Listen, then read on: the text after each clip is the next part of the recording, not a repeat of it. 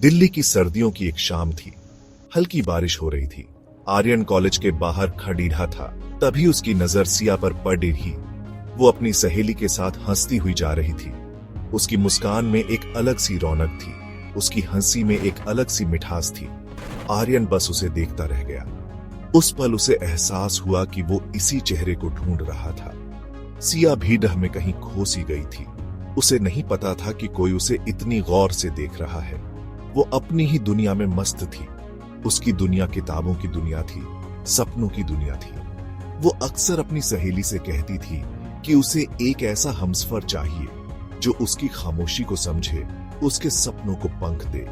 आर्यन को सिया से पहली नजर में ही प्यार हो गया था। वो हर दिन कॉलेज के बाहर इंतजार करने लगा। उसे बस सिया की एक झलक पाने की चाहत थी। उसे सिया के बारे में कुछ पता नहीं था, फिर भी वो उसके करीब जाने के लिए बेताब था।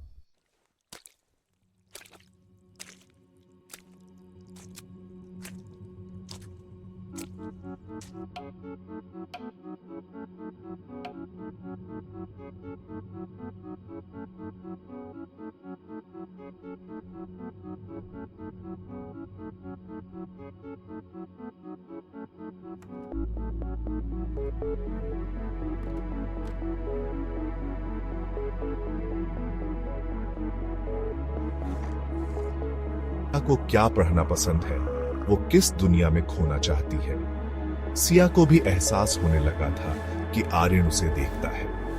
उसे पहले तो थोड़ा अजीब लगा, लेकिन धीरे धीरे उसे इस बात की आदत हो गई। कभी कभी उनकी नजरें मिल जाती। सिया शर्माकर अपनी किताब में छुप जाती। आर्यन को उसका यह अंदाज बहुत भाता। उसे लगता था कि सिया एक खूबसूरत पहेली है जिसे वो सुलझाना चाहता है। एक दिन आर्यन ने हिम्मत करके सिया से बात करने की सोची। वो जानता था कि सिया को कौन सी किताब पसंद है। उसने वही किताब उठाई और सिया के पास जाकर पूछा, क्या मैं ये किताब ले सकता हूं? मैं इसे पढ़ना चाहता हूं। सिया ने आर्यन को देखा।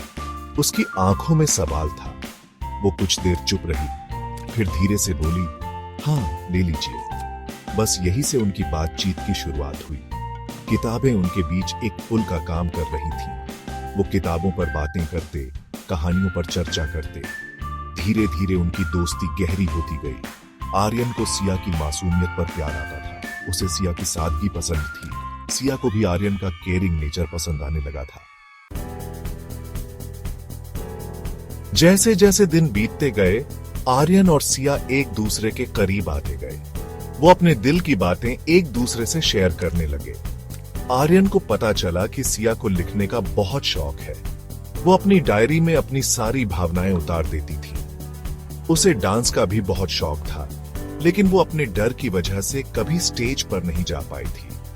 आर्यन ने सिया से वादा किया कि वो उसके सारे डर दूर करेगा। उसने सिया को डांस करने के लिए प्रेरित किया। धीरे धीरे सिया के अंदर का डर कम होने लगा। वो आर्यन के साथ खुलकर हंसने लगी, नाचने लगी। आर्यन को लग रहा था कि वो सिया के और करीब आ रहा है। उसे यकीन हो गया था कि सिया ही उसकी जिंदगी का प्यार है।